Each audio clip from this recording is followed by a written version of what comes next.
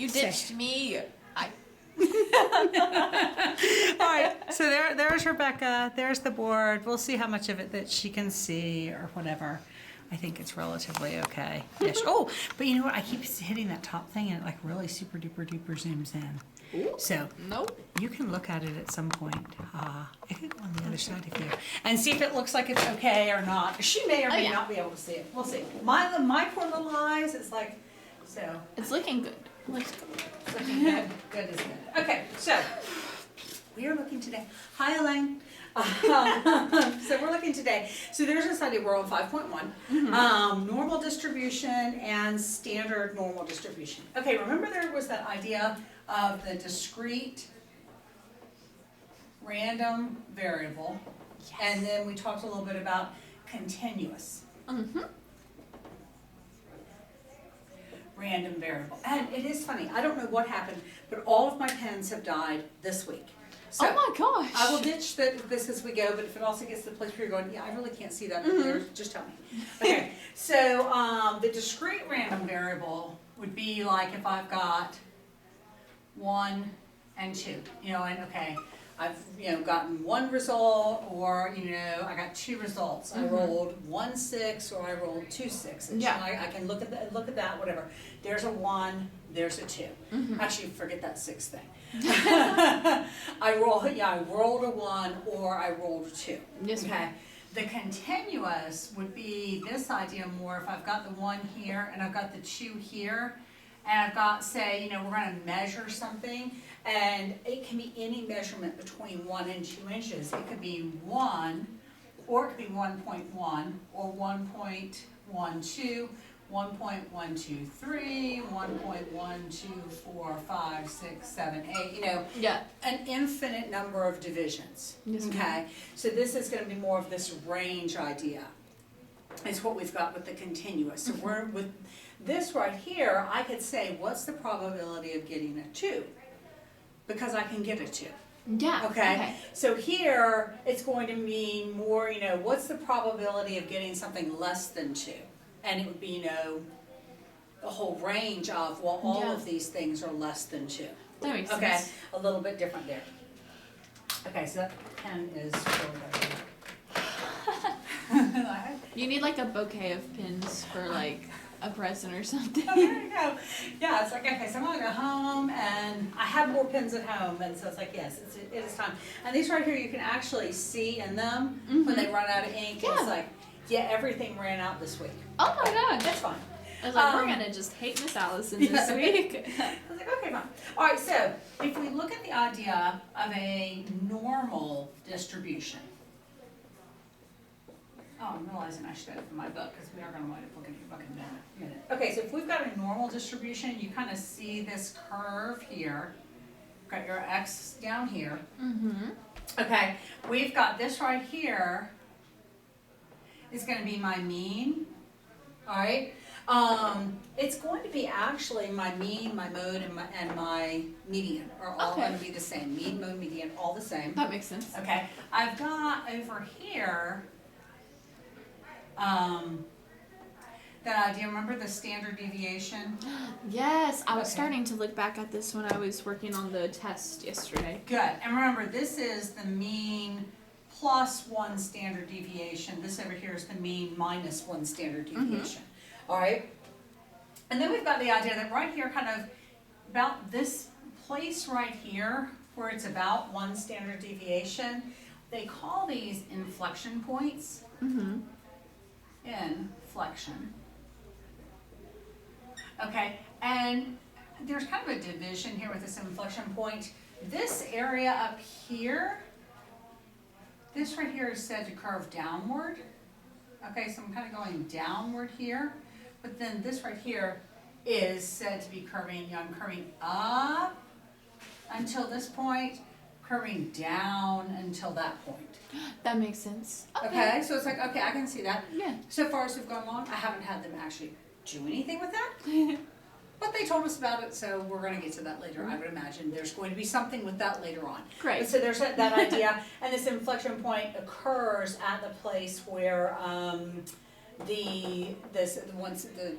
border of that standard deviation. Yes, ma'am, that makes sense. So, yeah, so we've got that. Our curve is never going to touch the x-axis because there's the idea this just kind of goes on and on and on. So I've got, it's a little deceptive the way that I have it here because this should actually just keep getting closer and closer and closer, but it's never going to touch. And it's just going to go on and on and on.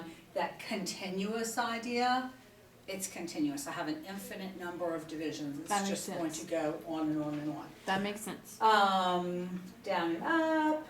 Okay. My mean and my standard deviation are going to determine the shape and the location of my curve. My curve could be, you know, like this. If I've got, you know, here's my mean, but I have this really small standard deviation, right?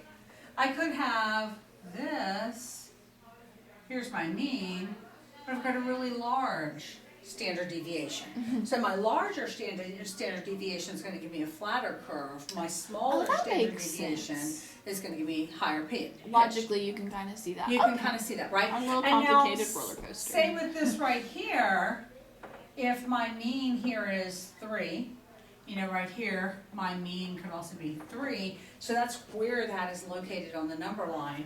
Well, I could have the same shaped curve over here, but it could be located on the number line at 6.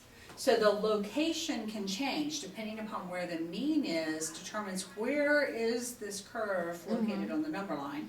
And the standard deviation is like how wide. And depending upon how wide it is, you know, the standard deviation is how wide it is on the number line. Got it. So the location and the shape are controlled by mean and standard deviation. Okay, that makes sense. And that makes That's pretty really good easy. sense. Yeah, so I'm like, okay, yep. The happy roller about that. coaster is easy right Yes. now. There you go. Yeah. Yeah, right now. For the moment before I flip the page. A little bit crazy. So, okay, so there's that.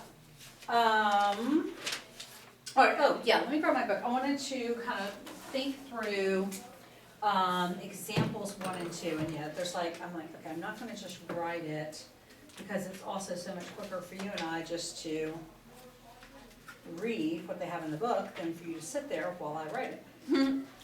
Okay. So, get myself in the right section of the book. Okay, looking at, yeah, there's that example 1 and 2. Okay, understanding mean and standard deviation. So looking at those two curves, we have A and B. And it says, you know, which normal curve has the greater mean and which normal curve has the greater standard deviation. A would have the greater mean because it's farther on the, or its mean is 15 instead of like 12. Exactly. And then B would have the greater standard deviation because it's more like wide and spread out across the Exactly, perfect. Yeah, the idea that the A doesn't have a greater standard deviation, I mean greater mean because it's taller. Yeah. It's taller because it has actually that smaller standard deviation, right? Excellent, you got it. Yay. Okay, so Stop that's the there. deal. Yeah, so very, very good, you got that. Okay, then let's look over at example 2. Okay, so just reading through this a little carefully. This actually took me a little longer, part of it, I'll tell you in a minute, to figure out than it should have, but it did. They made a little leap there, and I had to go, I don't get it. All right, so it says, the heights in feet of fully grown white oak trees are normally distributed. So there is the idea, is something normally distributed or is it not? This is normally distributed, thus we can have that normal distribution curve. Okay. So we know when they tell you it's normally distributed, then you know it's not going to be, you know, some yung thing. It's going to be a thing. Got it. Sound effects. Okay, so it's normally distributed. The normal curve shown below represents this distribution. What is the mean height of a fully grown white oak tree? And then estimate the standard deviation of this normal distribution. So if you look at that, what would you say the mean is? 90. Right. And then estimate the standard deviation of this normal distribution. I would have said 85 and 95, but I'm thinking I'm wrong. Yeah, you are. I had a little bit of a hard time because I looked down and you look at the solution and you see that they've actually got like 86.5 and what, 93.5? Yeah, I think so. And I'm yeah. looking going, how did they come up with that? I know. I was like, So I'm oh, digging yeah. through the book and I'm trying to figure out how was I supposed to come up with that, and everything I can find in order to find the standard deviation, you like need an X value because there's the idea that the X minus the mean, you know, gives you, okay, here's this distance and we divide it. They're estimating it. And there's that idea, then having to go back and really look and paying attention, and I might have even looked somewhere else to get the idea that the inflection points are also the standard deviation. If you look back on page 240, okay, they don't say in here that the inflection points are one standard deviation, but you see it, okay? See, just looking at that, I was just having a really hard time with that. How did they determine those inflection points, and seeing here that it is at the standard deviation? So it just says, looking at number 5, between u minus the mean minus the standard deviation and mean minus the, plus the standard deviation in the center of the curve, the graph curves downward. The graph curves upward to the left and right of those 2 points. The points at which the curve changes from upward curving to downward curving are inflection points. Okay, so but it doesn't necessarily tell us that that point is also the standard deviation. But looking at their examples and stuff, that point is also the standard deviation. Because it's right at the standard deviation. Yeah, and then over here we actually don't have a way to know, but where they told us to estimate it, they just wanted us to kind of see, looking at that curve, about where do you think it goes from being upward to being downward. It's just a guesstimate. So I way overthought that. I would have done the exact same thing because I was doing the same thing. I was like, okay, so where's the formula and how do I get to that point? Yes, so I was having just quite the time there. Yes, that was not pleasant. So I've tried it, it didn't work. There isn't one. When they say estimate, they really mean estimate. It's always a trick because they mean like estimate, but here's the 10-step formula to actually have the estimate, so not just like, guess. I felt like with this chapter there were places, it's not hard, but there's those little words that pack a whole lot of meaning. You actually really have to pay attention to that little bitty word. Oh, okay, I gotcha. Like the period doesn't look like it means anything, but it actually does. Yes. So then we come down here into the next one down, you have the try it yourself. Okay. And this says, we're looking at this, we've got this, it's normally distributed.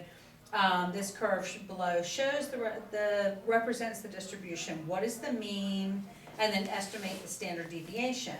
And so again, A, find the line of symmetry and identify the mean. What's the mean? 3.5. 3.5. So then they say, estimate the inflected points, and look at, here's where it also is. Estimate the inflected points and identify the standard deviation. So that's the closest we get to there being a correlation between. It would have been nice if they would have just said it. Yeah, but they didn't just say it. They're the same thing. The dots indicate the standard deviation, so it's really so they're just kind of figure out. And so actually, this is where I got it. Was they kind of said that, and so then I kind of estimated where I thought it was.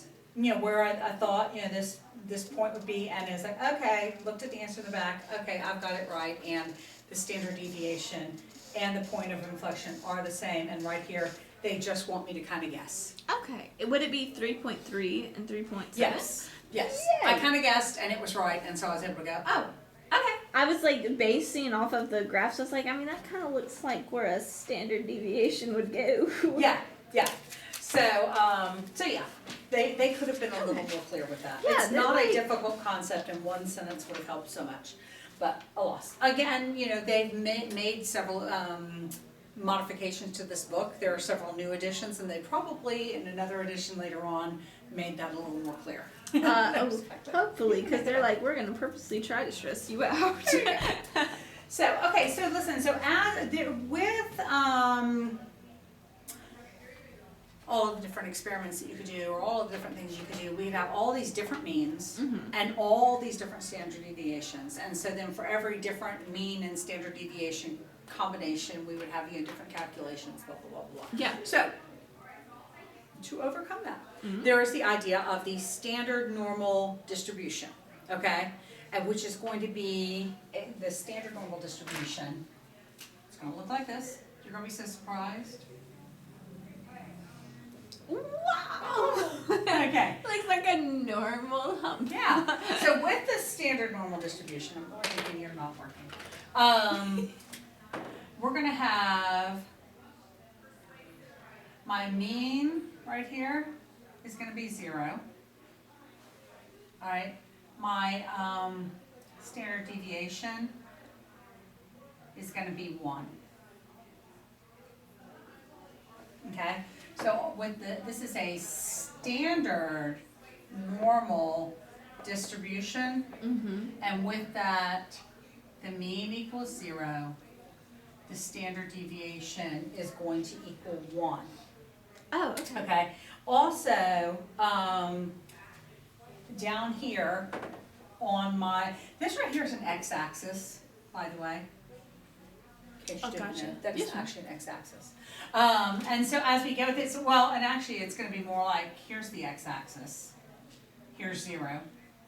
Here's 1, 2, 3, -1, -2, -3. That Okay, makes so sense. looking at that way, the fact that, this is actually on a coordinate plane. Mm-hmm. Okay. These down here, we've got the idea, okay, the curve's never going to touch, it's never actually going to meet. These right down here are going to be z-scores. Oh, okay. I remember. Okay. And do you remember what the z-score is? I kind of remember it. Something with the standard deviation that's telling you how many standard deviations away from the mean the item is, right? Got it. Okay, Remember so that. this is 1 standard deviation away, 2 standard deviations away, 3 standard deviations away.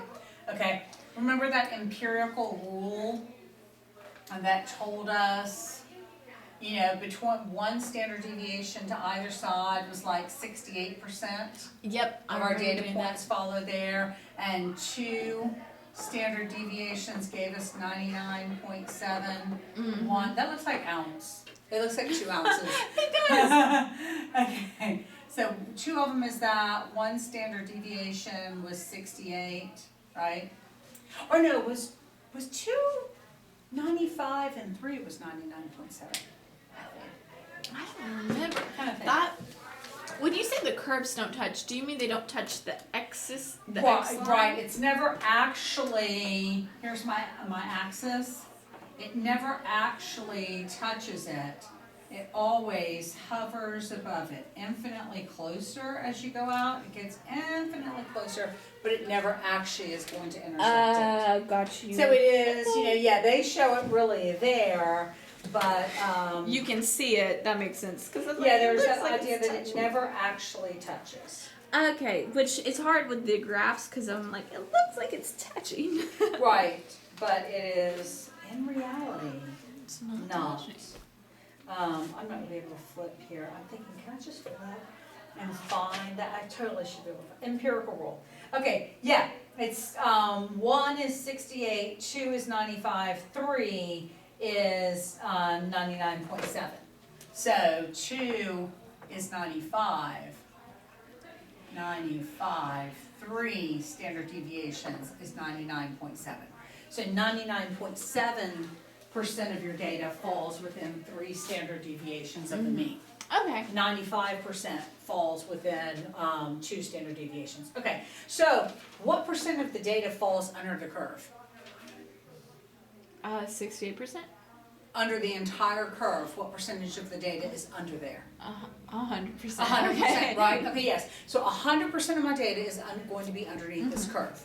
All right, and 68% of that data is here, and 95% of it is there, and Gotcha. 99.7%. Okay, I now, would thought that. yeah, and so we can look at those idea of probabilities, and remember, if I add up the probabilities, what do my probabilities add up to? If I have the probabilities of 1. different- they add up to 1, right? The area under this is 1. Okay, 1 is the area That makes underneath sense. this, right? Got it. That makes Okay. so much sense. Yeah, so you look at the idea that this area right in here is 0.68. This area from here to here is 0.95. Yeah. The area from there to there is 99.7, and then that other 0.3 of area is the area out there and the out there. That makes Okay, sense. good. Okay, so that's what that's going to look like for us. These are z-scores. Yes, z-scores, the number of standard deviations a given value falls from the mean. Okay, that z-score, the z-score is going to be x, you know, some my random variable in this case, minus the mu divided by the standard deviation is going to give me my my z-score. So thinking about the fact, you know, if I've got a value out here, you know, and it was whatever, you know, I can't even think of something. But you know, say that my mean was 3, and my value over here was 7.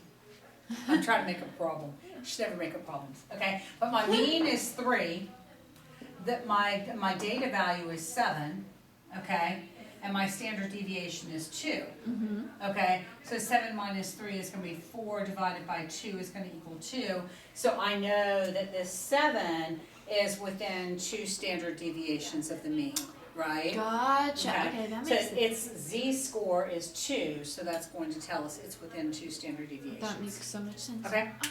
going back and Gotcha. looking at those ideas. That is not as hard as I thought it was going As I said, it's all not bad. We're having to go back and pull some of the things that we learned back in the day. It's a lot building on each other. It is a lot building on each other, I agree. Okay, so what we're gonna wind up doing here with this is there's this standard normal deviation, normal distribution, okay?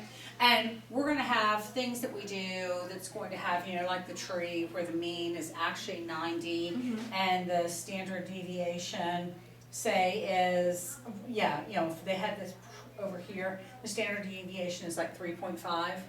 Okay, well what we're gonna do with this is we're gonna use the z-score to translate those numbers into z-scores so that we can just use the same distribution curve for everything. So you take your actual data, Oh.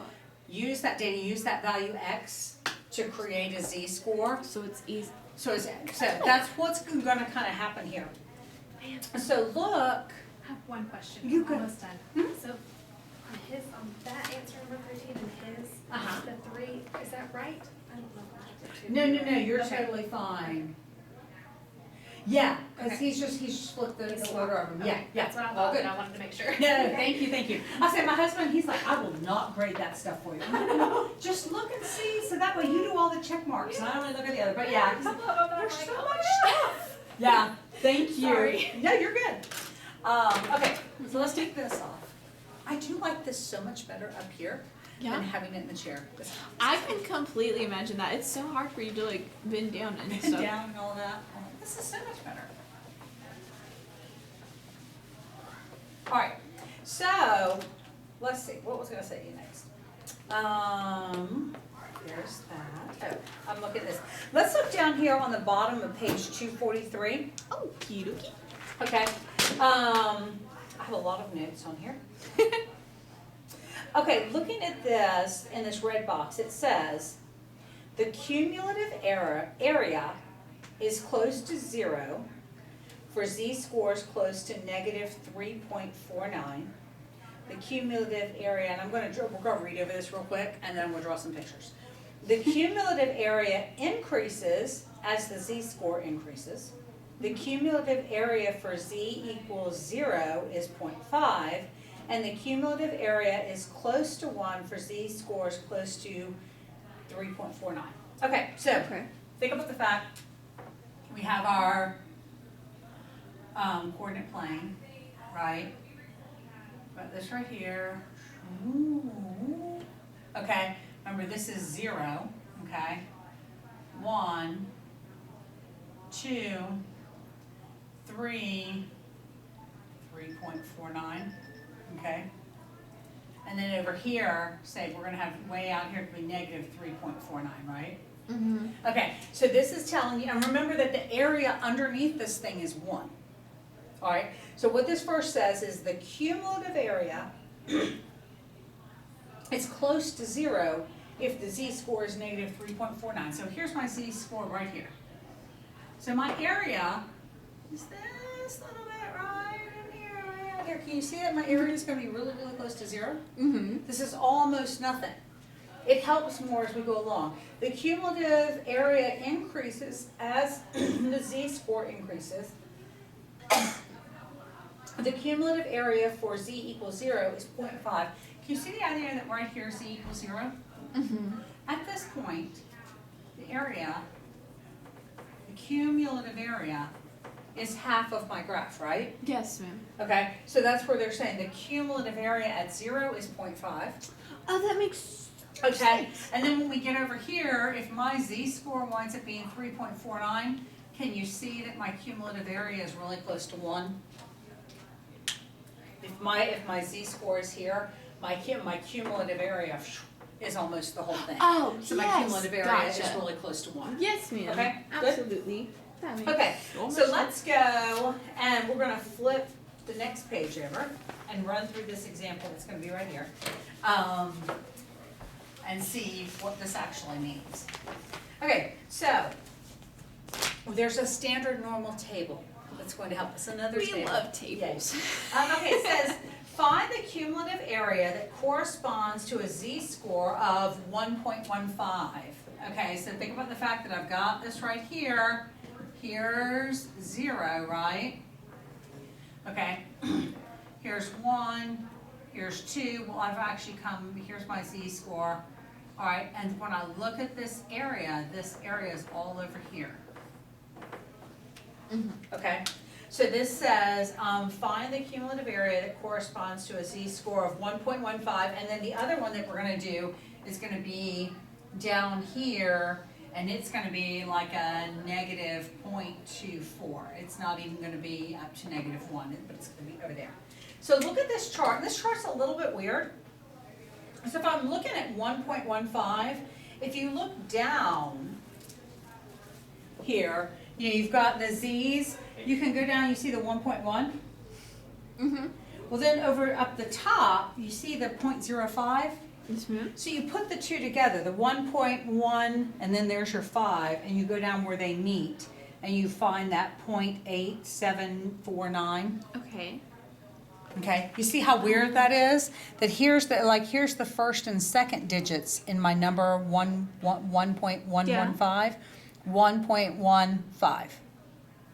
And this is what I come to. Okay, It's I was weird. like, where is she getting 0.05 from? That, Yes, okay. that's so they just weird. kind of, okay. Okay, That so was what just that's weird. telling me is that for a z equals 1.15, the area equals 0.8749, 0.8749. So that means the probability of picking something below, that's going to be at least 1.15, you have a 0.8749 probability Okay, that makes of sense. that happening. Absolutely. Okay? Yeah, that makes sense. All right, so now look at that 0.24, and notice that this is, and notice it's a negative 0.24, Oh, dang. okay? Oh, I bet There's I can two do different charts in the back of your book, a positive one and a negative one. I bet I can do this. Yep. I feel, oh, they highlighted it for me. Crap. There you go. Yeah, so you see with that 0.24, we got the 4052. Yes, ma'am. For the 0.24, negative 0.24, we get 4052. Yep. All right, think about this for just a second. The whole thing has to equal 1, right? Yes. If you were to look on the other chart, the positive chart, Yes, ma'am. look at the 0.24 on the positive chart. What do you get? 0.5948. 5948 on the positive chart. Up here on the negative, we got 4052. If this adds to 1, I'm going to be really Yeah, happy. it's going to add to 1. Yay. So there's also the idea, think about this one, if for some reason you only have one chart or something or another, this right here, I would have taken, 1 minus the 0.5948 would give me the 4052. That makes You see that? Then it's gonna be that, so she's turning the heat on. This is really nice. I know. I was like, It's all- it actually felt really good. Warm and toasty over here. Matt was just by your door. I don't know if he needed something, but he came in here, but he did. What time do we normally end? It should be 1:30. 30, and we're 125, so we're good still. Maybe he was just peeking to see what. Yeah, I didn't know if you had a question or not. So we're gonna go with him just peeking. Okay, if you want to do this in your calculator, there's some instructions down there in that green box Oh, we like to be able instructions. to do this in your calculator. So I don't know if you've been able to find on yours how you get to that distribution. I have not. I have found a place on Google. It's like a computer calculator. Yeah, where you can do I that. have that, and I know it's not the same, but I don't know why. Maybe I can ask my dad, but it's just like, there should be something here I that know. lets you do it. and maybe I'm completely just like not even seeing straight. But I found where it says like distribution, but every time I try to hit it, it doesn't. Well, see, like here's this. Yeah, This is so- statistics distribution. So I didn't know if you needed to press Yeah, shift, shift. and then that, and then I didn't know. I don't, because this always works. Like if I wanted shift that or something, it works. Whoa, crap. Oh, you're good. How do we turn it back on? Okay. It works for everything else, but just that function, or like these functions down here, it doesn't work, and I'm like, is it in the wrong Mode Wait, or something? there are instructions back here, so maybe. I actually don't know if that does anything for me, but I'm not sure. Have you Googled your calculator and how to do it on your calculator? No, I need Google to. it. Seriously, Okay. go on YouTube. You will find, and put this, on YouTube, put Casio, distribution, and see if someone will show you on there. Because it is a little funny, and you do wonder just a little bit, if there is some sort of a mode, something that has to happen. To see what mode is it in. I don't necessarily want to mess anything up for you. Oh, you're so fine.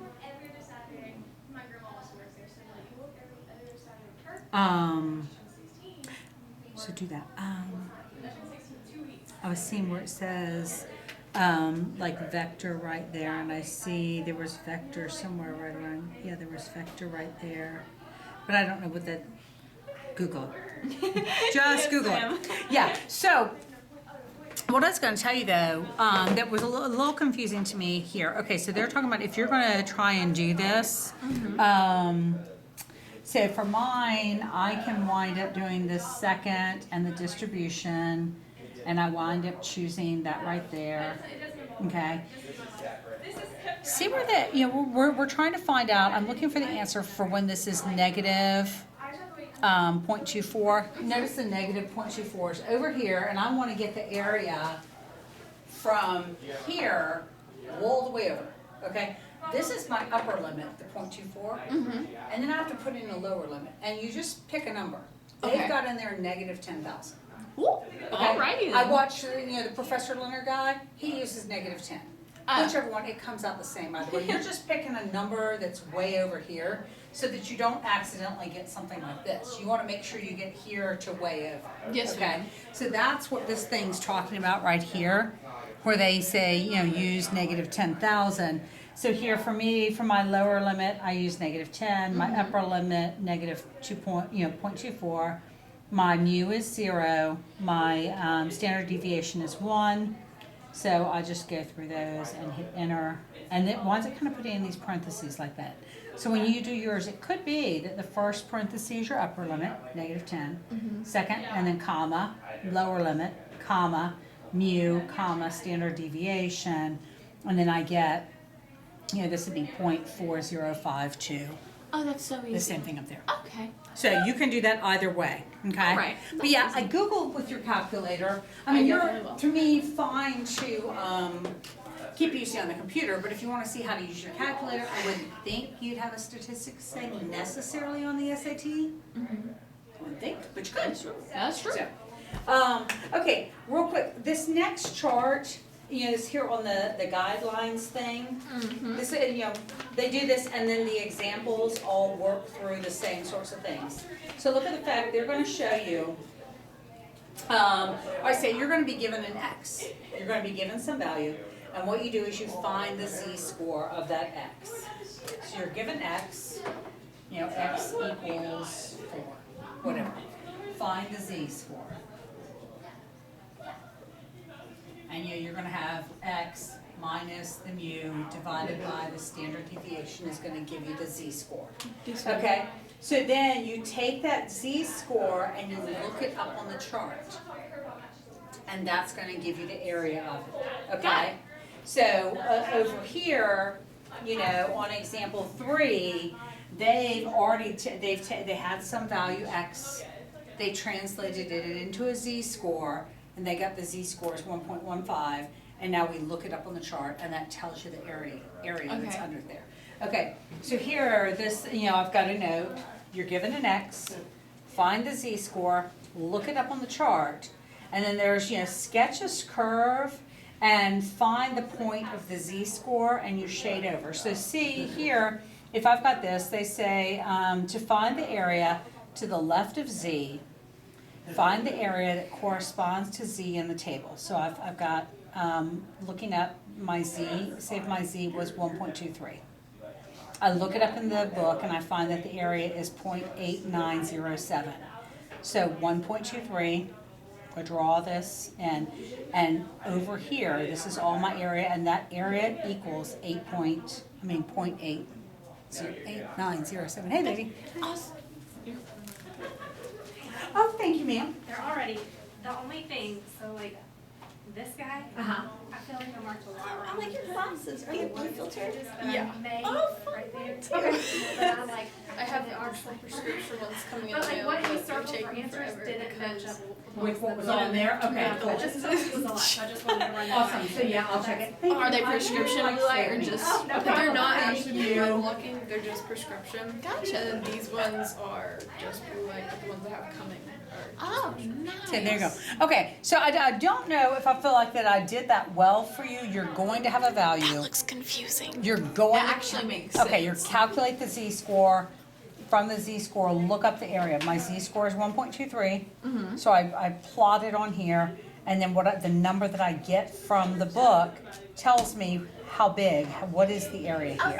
That makes perfect sense, honestly. This one right here, to the right of the Z, is that area there. Got it. Okay, and so like, look at here, if I've still used my 1.23, I still know that this area is 0.807, but if they're wanting to know what is the area on this side, I take this and subtract it from 1. That's what I was just Good. thinking. Yes, ma'am. Yeah, and then down here, this one's just the idea, if you're trying to find this area, okay, I would have to find, what is this Z-score to tell me this area?